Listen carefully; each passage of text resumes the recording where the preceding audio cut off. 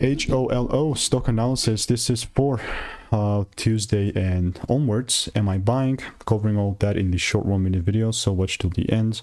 I'm looking at MicroCloud Hologram stock, and I'm already seeing a 85 cent price level. I mean, the reality of the matter is that HOLO has been a bearish ticker for me, and I'm not even trying to hide that. I mean, I've had so many receipts, not only in the Discord. I mean, I've done 39,000 videos like all together, and you can see like my proof. I have like 4 shorts that I've just taken.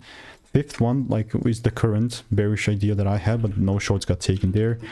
Why? Because no rules got met, so I was just not willing to risk it. But you can see since 7 months ago, I've been just milking this thing down.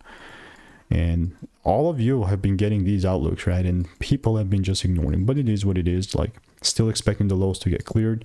Might as well just get like a little short sale here as long as the rules are met. But we're gonna see. I'm not gonna force no trades.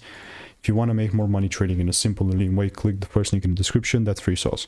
Goodbye.